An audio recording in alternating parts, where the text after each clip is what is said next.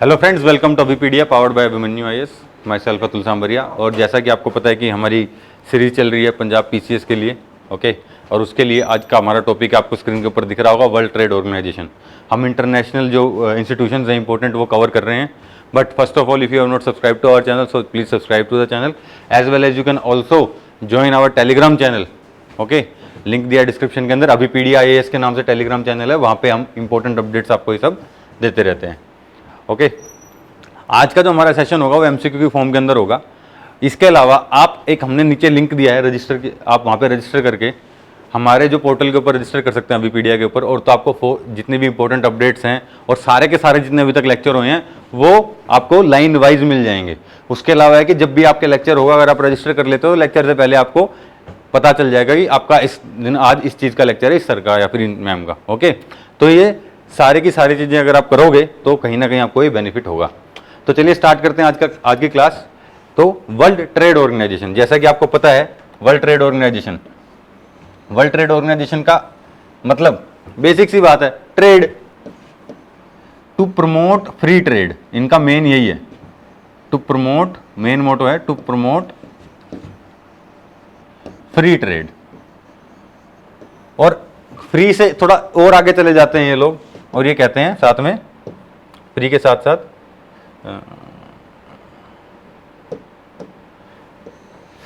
ये कहते हैं to promote fair trade, okay. So हम आज कुछ क्वेश्चंस के थ्रू, मैंने आज क्वेश्चंस आपके लिए लेके आया हूं। और क्वेश्चन इस तरीके से नहीं है कि आपको कितना आता है मैं ये टेस्ट करूंगा, no, it is more like information. आपको सारी की सारी इंफॉर्मेशन इन 10 क्वेश्चन के अंदर मिल जाएगी। इतना मेरे को पता है जितना आपको डब्ल्यूटीओ के लिए, पंजाब पीसीएस के लिए जरूरत होगी, ओके। तो देखते हैं, पहला क्वेश्चन बहुत सिंपल, मेन इंफॉर्मेशन के लिए। First question very simple, WTO came into existence at the conclusion of the which round of GATT. तो पहली चीज आपको क्या हो जाएगी, गैट। ये क्या है, गैट। तो इसकी फुल फॉर्म है अपनी general agreement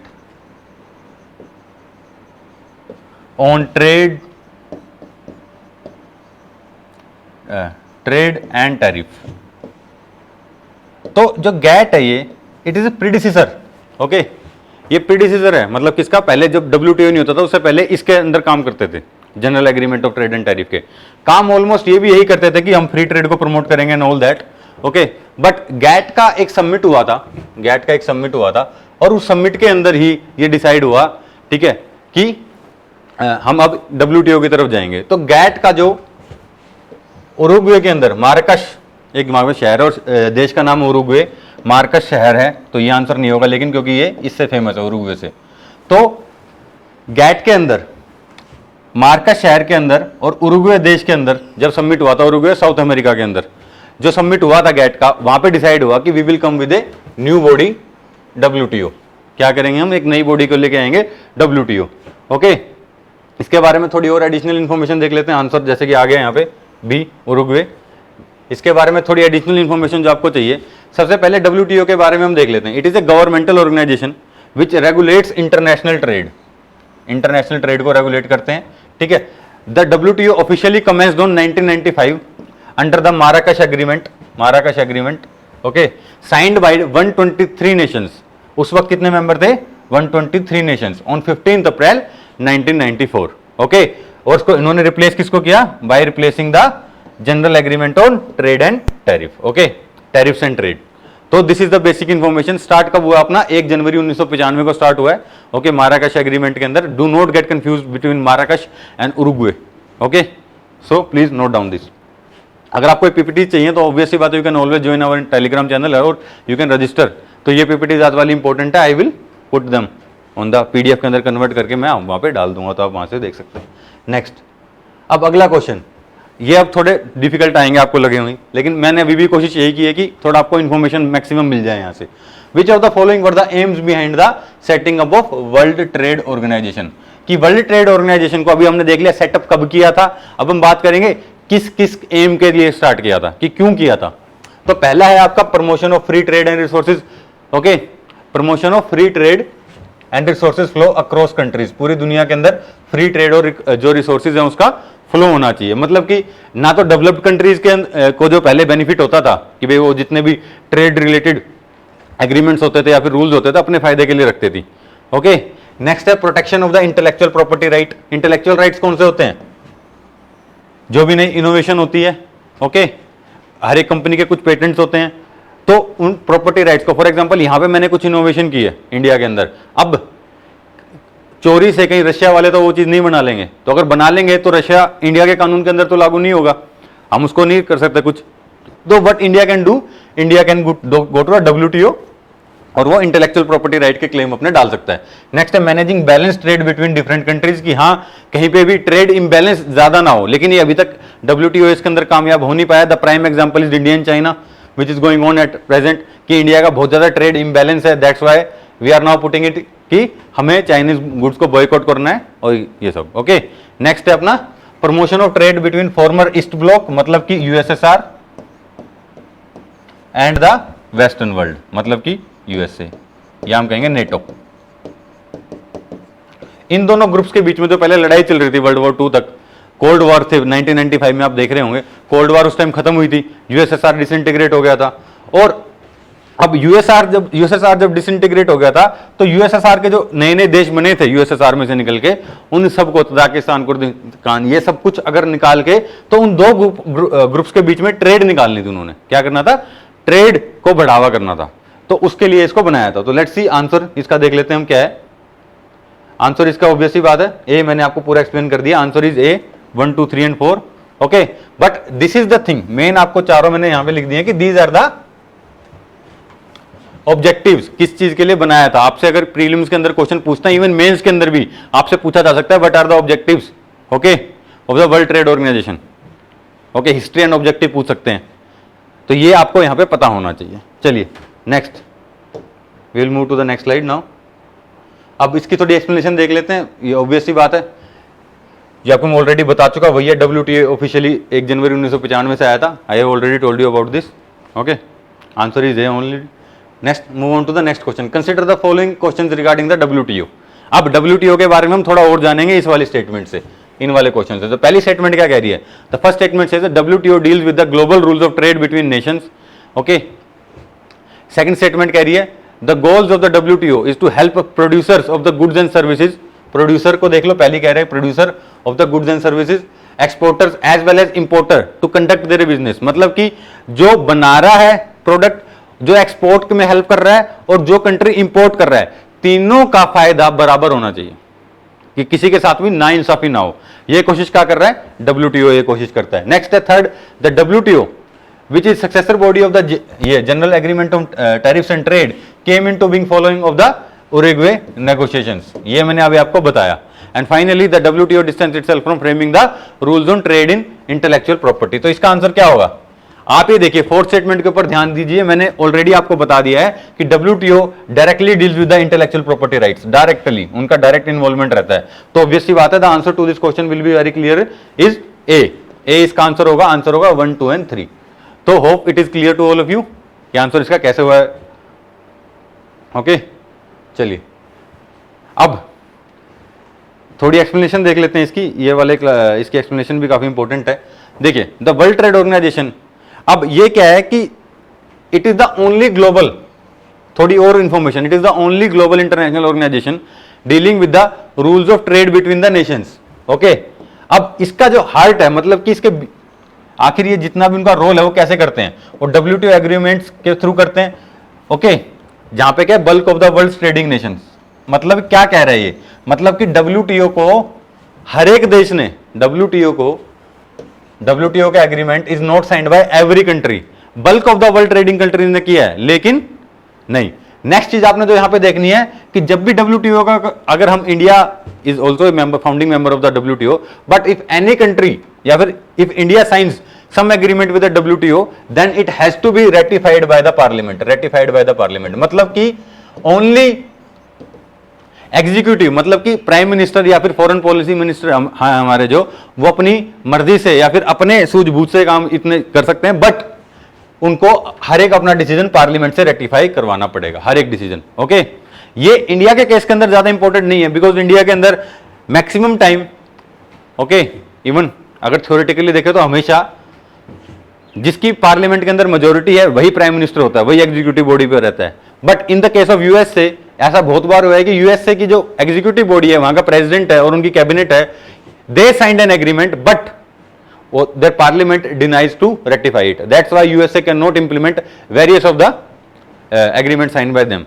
This is the same thing which can be you can recall, if you can recall, we have studied League of Nation. League of Nation के अंदर भी क्या हुआ था कि वुड्सरो विल्सन ने ही League of Nation को जवाब बनाया था, okay, but because it was executive decision कि हम लीग ऑफ नेशन को ज्वाइन करेंगे, but the charter of league of nation can not be passed by the parliament of the US, मतलब कांग्रेस और सीनेट जो उनकी होती है उन्होंने पास नहीं किया था, जिसकी वजह से लीग ऑफ नेशन का खुद यूएस से ही पार्ट नहीं बन पाया था। ओके, चलिए आगे फोकस कीजिए इसके बाद। अब ये देखिए, the Uruguay round led to the creation of the world trade organization with GATT remaining as an integral part of the WTO. मतलब कि जो general agreement on trade and tariff था, जो कह रहा था कि धीरे धीरे हमें ट्रेड ऑन टैरिफ है, फॉर एग्जांपल हम जो इंपोर्ट ड्यूटी लगाते हैं, एक्सपोर्ट ड्यूटी लगाते हैं, ओके, वो हमें धीरे धीरे खत्म करनी है। दुनिया के अंदर हमें एक इक्विटी लेके आनी है कि कोई भी देश के ऊपर कोई दूसरा देश जबरदस्ती से इंपोर्ट ड्यूटीज ना लगाए, फालतू के टैक्स ना लगाए, कि वो उनके साथ ट्रेड ना कर पाए। फॉर एग्जाम्पल अभी सैंक्शंस लगा देते हैं, इकोनॉमिक सैंक्शन वगैरह, तो ये सब खत्म करने के लिए ही गैट लाया गया था। तो डब्ल्यूटीओ एक बड़ी बॉडी बन गई, बट गैट यहां पे खत्म नहीं हुआ। Okay, it remained alive within WTO, within WTO GATT is still implemented. Okay, next, अब जो एग्रीमेंट है, इनके 6 स्ट्रक्चर हैं, हमने पहले भी बात की इनके बारे में, और उनमें से एक स्ट्रक्चर है इंटेलेक्चुअल प्रॉपर्टी राइट। ओके, और उसके अंदर है ट्रिप्स का आपका एग्रीमेंट है, trade related aspects of intellectual property rights was one of them, trips. अब ट्रिप्स के बारे में आने वाले क्वेश्चंस के बारे में हम बात करने वाले, ट्रिप्स के बारे में। चलिए नेक्स्ट चलते हैं। Next, which among the following statement regarding to WTO membership, WTO की मेंबरशिप के बारे में बात कर रहे हैं। तो बात है all WTO members automatically receive the most favourable status, most favourable nation status. Next है, over 75% of the WTO members are from developing countries and the membership allows them to access to develop market at lower prices. मतलब कि ये कह रहा है कि WTO के more than 75% members हैं वो डेवलपिंग कंट्रीज हैं, और because the developing countries are now becoming the part of WTO, they have a edge, मतलब उनको कहीं ना कहीं एक हेल्प मिली है, एक एज मिली है कि अब वो डेवलप्ड मार्केट के अंदर, किसमें, डेवलप्ड मार्केट के अंदर, मतलब यूएसए हो गया, डेवलप्ड कंट्रीज, यूरोप हो गया, कि अब इंडिया का जो अपना एक्सपोर्टर है या इंडिया का जो प्रोड्यूसर है, वो अपनी मार्केट को, अपने उस प्रोडक्ट को यूएसए और यूरोप ले जा सकता है, जहां पे उसको बेटर प्राइजेस मिलेंगे। क्या मिलेंगे उसको? बेटर प्राइजेस मिलेंगे, बेटर प्राइजेस मिलेंगे, इसीलिए उसको फायदा ज्यादा होगा। तो पहले ये नहीं हो पाता था, but after becoming the member of WTO, even the developing countries now have the benefit कि वो जा सकते हैं, वहां जाके ट्रेड कर सकते हैं। Okay, hope it is clear. तो answer to this question is B. Why? Because पहली स्टेटमेंट के बारे में हम बात करेंगे, एक बार यहां देख लेते हैं। हाँ, again focus on the first statement. All WTO members automatically receive the most favourable nation status. अब ये आपको इस चीज के लिए जानना जरूरी क्या हो जाएगा आपके लिए, let's use the next slide. यहां पे थोड़ा खाली ज्यादा है तो we can use this. Okay, we can use this. अब मोस्ट फेवर्ड नेशन क्या होता है? मोस्ट फेवर्ड नेशन है, फॉर एग्जाम्पल हम करते हैं कि WTO की एक मेंबरशिप ये होती है कि जब भी कोई बंदा WTO का मेंबर बनेगा, ओके, वो पहली स्टेटमेंट गलत है, क्यों गलत है मैं अभी भी बता देता हूं आपको, कि जब भी कोई WTO का मेंबर बनेगा तो इट इज डिजायरेबल कि वो मोस्ट फेवर्ड नेशन है, जो वो अपने जितनी भी ट्रेडिंग कंट्रीज आपके ट्रेडिंग पार्टनर उन सबको दे। ओके, अब ये मोस्ट फेवर्ड नेशन आखिर ये भला क्या है? It is simple. For example, if India is selling this pen, okay, या फिर सोचो USA is selling this pen to India. अब यूएसए से एक पेन आया और इंडिया के अंदर उसने 1% ड्यूटी के साथ, ठीक है, 1% ड्यूटी के साथ उसने ये पेन इंडिया की मार्केट में उतार दिया 10 रुपए का। ओके, इंडिया ने इस पेन के ऊपर कितना % ड्यूटी लगाई? 1%। अब कल को चाइना से पेन आए तो इंडिया कहेगी कि नहीं, चाइना हमारा इतना अच्छा, हमारे देश नहीं है, चाइना के साथ हमारे इतने रिलेशन नहीं है, हम इस पेन के ऊपर 2% ड्यूटी लेंगे इसके ऊपर।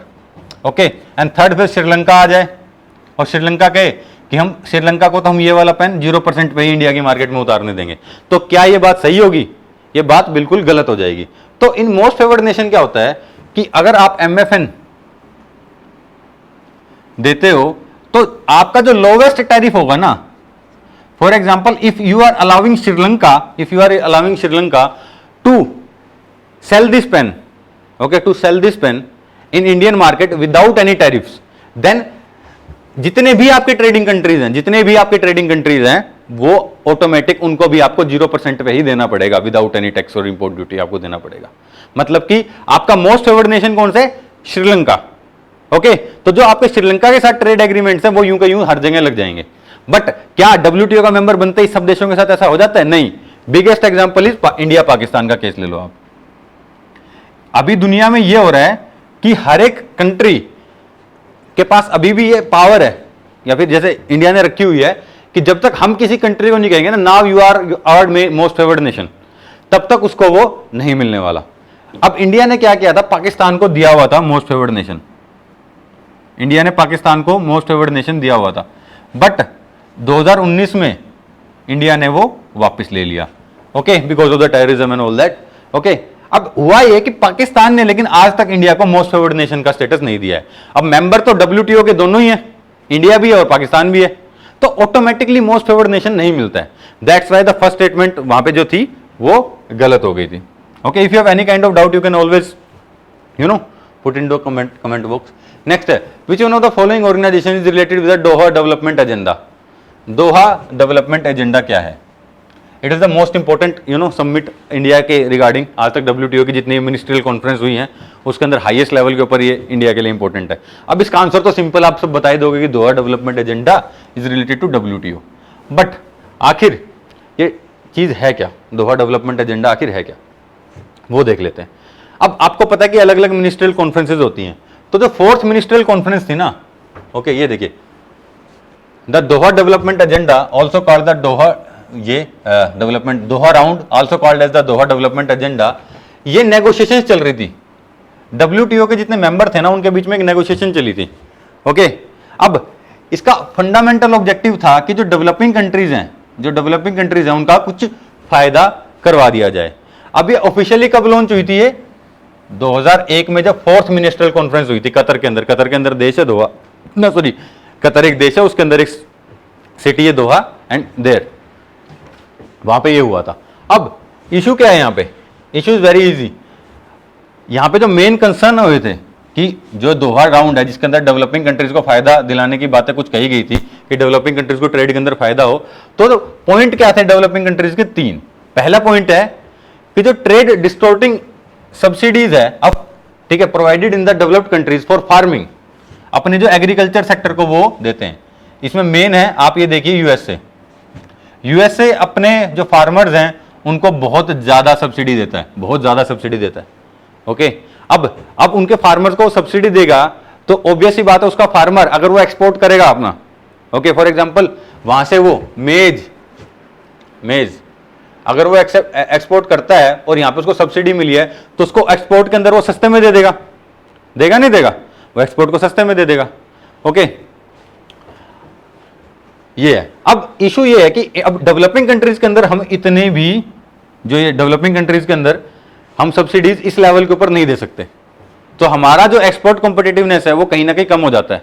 अब यहां पे भी जो यूएसए है वो कहीं ना कहीं हमारे साथ चाले चल रहा है। यूएसए कह रहा है कि ठीक है 1988 के लेवल के ऊपर हम जितनी सब्सिडीज देते थे हम उसको कम करने को तैयार हैं, बट 1988 के उस टाइम तो सब्सिडीज बहुत नीचे थी, ओके, और इंडिया की सब्सिडीज तो उस टाइम डेवलपिंग कंट्रीज के अंदर तो सब्सिडीज ना के बराबर थी।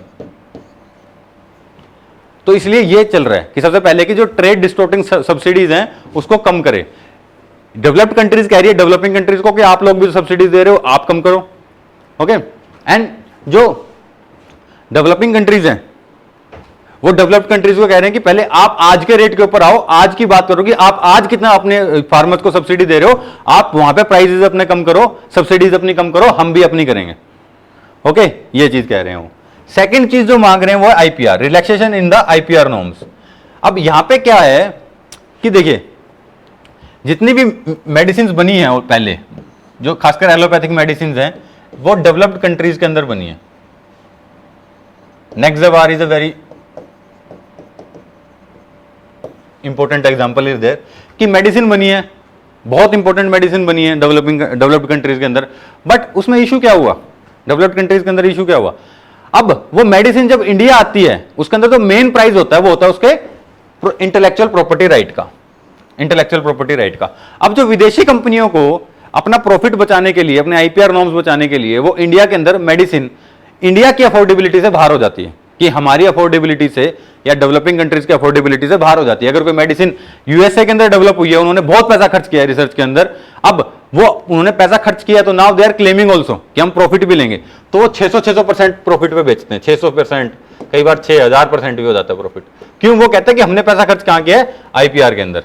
अब इंडियंस ये कह रहे हैं, या फिर डेवलपिंग कंट्रीज को रिप्रेजेंट करते हुए इंडिया क्या कह रही है, इंडिया ये कह रही है डेवलपिंग कंट्रीज को रिप्रेजेंट करते हुए कि देखिए भैया, ध्यान में रखो कि आप जब हमारे पास यहां पे दवाई बेचते हो तो वी कैन नॉट पे, हमारे पास अभी हमारी जो पॉपुलेशन है उसके पास इतना पैसा नहीं है कि आपकी ड्रग के वो इतने पैसे दे सके। तो what Indians wanted, they want कि उसका वो जेनेरिक मेडिसिन निकाल सके, जेनेरिक मतलब कि अपना इंडियन ब्रांड। अब इसके ऊपर जब भी जेनेरिक मेडिसिन निकालते हैं तो वो डब्ल्यूटीओ के अंदर इंडिया पे केस कर देते हैं। ओके, डब्ल्यूटीओ के अंदर इंडिया के ऊपर केस कर देते हैं फटाफट कि देखो इन्होंने हमारी आईपीआर नॉर्म्स को इन्होंने वायलेट कर दिया है। तो जो डेवलपिंग कंट्रीज है दोहा डेवलपमेंट राउंड में कह रही है कि हमें एग्जाम्पशन दे दो कि अगर हम आईपीआर केस हमारे ऊपर ना हो जब भी हम ऐसे कोई जेनेरिक मेडिसिन बनाएं। ओके, अभी रिसेंटली एक और भी इशू हुआ था कि सोलर पैनल के ऊपर, इंडिया में सोलर पैनल है, जो सोलर पैनल के लिए, सोलर पैनल बनाने के लिए कुछ जो रॉ मटेरियल आता है उसके इंपोर्ट के ऊपर इंडिया ने क्या किया था कि थोड़ा सा ट्रेड में डिस्टोर्शन कर दिया था। किस तरीके से किया था कि ये बोला कि जितने भी जो सप्लायर हैं इंडिया के अंदर सोलर पैनल के, अगर आपको गवर्नमेंट के कॉन्ट्रैक्ट चाहिए, if you want contract from the government, then you should use Indian panels rather than आप इंपोर्टेड पैनल यूज करोगे। तो किसी ना किसी तरीके से इनडायरेक्टली इंडिया जो सोलर पैनल थी वो इंडिया वालों की जो मेक इन इंडिया को प्रमोट करना चाहते थे। अब इस केस के अंदर यूएसए ने क्या कर दिया, इंडिया के ऊपर केस कर दिया और इंडिया डब्ल्यूटीओ के अंदर हार गया केस। ओके, ये बात है। And finally special and differential treatment for goods from the weaker countries, की जो वीक कंट्रीज है, फॉर एग्जांपल नाइजीरिया है, कि आप इनको अच्छा ट्रीटमेंट दो कि भाई एटलीस्ट फालतू के अंदर जो इनके ऊपर आप नॉर्म्स लगाते हो, फाइटोसैनिटरी नॉर्म्स होगी कि भाई इसमें मक्खी ज्यादा आ गई, ये हो गया वो हो गया, तो आप थोड़ा सा इसमें रिलैक्सेशन दो और प्राइजेस के अंदर भी थोड़ा, मतलब कि इनके पास से जो सामान आ रहा है उसको आप उनको टैक्स वगैरह मत लगाओ, उसके ऊपर कुछ इंपोर्ट ड्यूटी वगैरह आप मत लगाओ। ओके, ये केस हो रहा है। अब इसके अंदर भी थोड़ा इशू ये हो जाता है कि फॉर एग्जाम्पल नाइजीरिया के अंदर अगर कोई फूड प्रोसेसिंग प्लांट लगा देता है, ओके, तो क्या होता है कि किसी और देश से जितना भी फूड का जो फॉर एग्जांपल जूस निकाल रहे हैं, तो होता क्या है कि व्हाट कंट्रीज आर डूइंग कि अब वो जो फॉर एग्जांपल आप मैंगो जूस निकाल रहे हो या एप्पल जूस निकाल रहे हो, तो व्हाट दे डू कि इंडिया से एप्पल लेके जाएंगे कहाँ, नाइजीरिया, वहां उसको जूस निकालेंगे और फिर वो यूएसए की मार्केट के अंदर उतारेंगे और कहेंगे कि हमें एग्जाम्पशन दो क्योंकि ये लिस्ट डेवलपिंग कंट्री से आया है। ओके, लिस्ट डेवलपिंग कंट्री से आया इसलिए। तो इस तरीके से ये होता है। तो ये ट्रीटमेंट मांग रही है, स्पेशल एंड डिफरेंशियल ट्रीटमेंट भी मांग रहे हैं दोहा डेवलपमेंट एजेंडा के अंदर, जो कि अभी तक चल नहीं रहा है, कुछ भी अभी तक हुआ नहीं है, ऐसे ही है, खाली पड़ा है अभी। तो इसके अंदर जो कुछ भी अभी इंडिया इसके अंदर अभी तक कुछ कर नहीं पाया, and we have not gained anything in it. Okay, चलिए अभी इसी के बारे में हम आगे पढ़ेंगे आगे वाली क्लासेस, आने वाली स्लाइड्स के अंदर। अब trips, trade related aspect of the agreement is administered by WTO. Again very simple question, but हमने यहाँ पे डब्ल्यूटीओ के बारे में नहीं पढ़ना, ट्रिप्स के बारे में नहीं पढ़ना, हमने कुछ और पढ़ना है यहाँ पे। Okay, next. अब देखिए जो ट्रेड रिलेटेड आपको दिख रहा है, ट्रेड रिलेटेड ट्रिप्स है, ये इंटरनेशनल एग्रीमेंट है। अब ये क्या कर रहे हैं, मिनिमम स्टैंडर्ड सेट कर रहा है। क्या कर रहा है, मिनिमम स्टैंडर्ड सेट कर रहा है, मिनिमम स्टैंडर्ड सेट कर रहा है। किस चीज का मिनिमम स्टैंडर्ड सेट कर रहा है, आईपीआर नॉर्म्स का, कि यार एटलीस्ट इतनी आईपीआर नॉर्म्स तो आप प्लीज हमारे लिए रख ही लो। अब इस ट्रिप से आया एक और आजकल जो चल रहा है, geographical tagging, geographical indication tag, GI tag जिसको हम बोलते हैं। ठीक है, मैं यहीं लिख देता हूं जीआई टैग। अब जीआई टैग बहुत न्यूज में रहता है, तो हम एक स्पेशल क्लास करेंगे सिर्फ जीआई टैग्स के ऊपर, आपको इंपॉर्टेंट करवाऊंगा मैं उसके अंदर। There can be some question asked from that, okay. या फिर हमारे जो इन्वायरमेंट वाले टीचर हैं, he will take the class और आपको ये जीआई टैग्स करवाएंगे, ओके। चलिए नेक्स्ट, अब ट्रिप्स के बारे में आपने पढ़ लिया, अब ये है मेन कहानी, ओके। ये कौन सी कहानी है मेन? ये in order to comply with the TRIPS agreement India enacted the GI tag, geographical indication of the goods and registration protection act 1999, okay. अब ये आपसे क्वेश्चन पूछ रहा है कि ट्रेडमार्क के बीच में और जीआई के बीच में क्या फर्क होता है, ट्रेडमार्क और जीआई के बीच में क्या फर्क होता है। अब पहली बात है, जो ट्रेडमार्क है, पहली स्टेटमेंट क्या कह रही है कि ट्रेडमार्क है वो एक इंडिविजुअल कंपनी से रिलेटेड होता है, जबकि जीआई टैग पूरी कम्युनिटी से रिलेटेड होता है, ये कह रहा है पहली चीज ये। सेकंड कह रहा है trademark can be licensed when the GI tag can't be licensed. Third है a trademark is assigned to the manufactured goods where geographical indication is assigned to the agriculture goods, products and handicrafts only, okay। so देख लेते हैं इसका answer क्या है। Answer is B 1 and 2 only, okay, 1 and 2 only. खास बात इसके अंदर क्या है, आपको फाइनल स्टेटमेंट के ऊपर ध्यान दो। ऐसा नहीं है कि एग्रीकल्चर गुड्स एंड प्रोडक्ट्स और हैंडीक्राफ्ट्स के ऊपर ही, रिसेंटली आपको पता है कि एक रसगुल्ले को भी एक चिकन को भी जीआई टैग मिला है। अब कौन कौन से हैं आप प्लीज कमेंट बॉक्स के अंदर बताइए कि रिसेंटली एक चिकन को मिला है इंडिया के अंदर, एक मुर्गे को और रसगुल्ले को, तो ये कौन कौन से हैं जिनको जीआई टैग मिला है। तो आपका आंसर यहीं से ही हो जाना चाहिए था, ओके। बाकी ट्रेडमार्क के बारे में अगर आपको नहीं पता तो now you know a trademark is an individual और a company's right whereas geographical indication is a community right. कि पर्टिकुलर बंदा, कोई ज्योग्राफी मतलब कि एक पर्टिकुलर ज्योग्राफिकल एरिया होगा ना जहां पे वो चीज है, तभी उसके नाम पे नाम पड़ा है, तो एक पर्टिकुलर बंदे से थोड़ी रिलेटेड हो सकती है। नेक्स्ट है a trademark can be licensed where geographical indication can not be license. तो ऐसा तो नहीं है अब जीआई टैग ना, सॉरी, ऐसा जीआई टैग एक पर्टिकुलर कंपनी लाइसेंस तो नहीं ले सकती ना, उसका कोई कंपनी पर्टिकुलर लाइसेंस थोड़े ले सकती है। अब जो चिकन मिला है कैसे है बता रहा हूं मैं आपको, प्लीज बताना कमेंट बॉक्स के अंदर जिसको जीआई टैग मिला है। चलिए चलते हैं, ओके। आंसर हमने देख लिया है।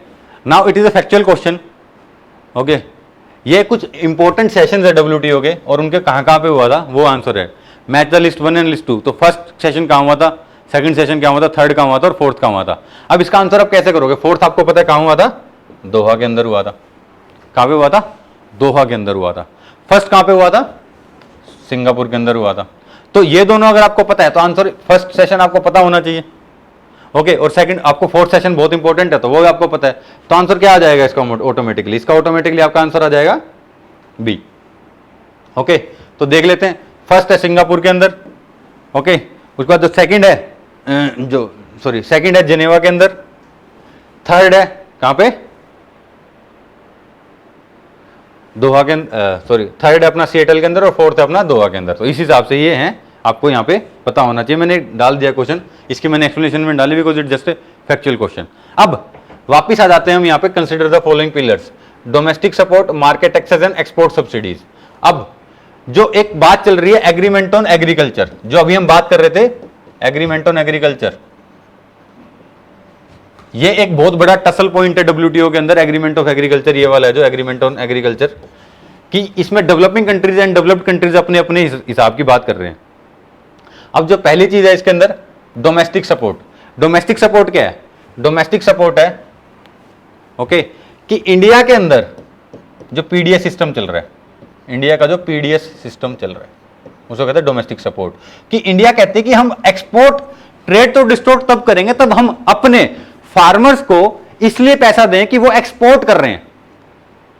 फॉर एग्जाम्पल इंडिया ने गेहूं के ऊपर बहुत ज्यादा सब्सिडी दे दी फार्मर्स को, अब इंडिया क्या बिल्कुल 1 रुपए किलो या फिर गेहूं जो एक्सपोर्ट कर रहा है, okay. This is something which you need to understand, okay. तो डोमेस्टिक सपोर्ट है जो इंडिया कह रही है कि हम तो अपने खुद के खाने के लिए, अपने पीडीएस सिस्टम के लिए हम अपने जो फार्मर्स हैं उनको हम सब्सिडीज देते फॉर सेल्फ कंजम्पशन। तो ये हो गया अपना डोमेस्टिक सपोर्ट। नेक्स्ट है अपना market access. What is market access. Market access की सीधी सीधी बात आपको ये समझ में आएगी कि मार्केट एक्सेस मतलब कि जो आपने ट्रेड बैरियर्स लगाए हुए हैं हमारे खिलाफ डेवलप्ड कंट्रीज ने डेवलपिंग कंट्रीज के ऊपर, तो उन आपको ट्रेड बैरियर्स हटा दो और अपनी मार्केट को एक्सेस करने दो, एटलीस्ट हमारे डेवलपिंग कंट्रीज के लिए।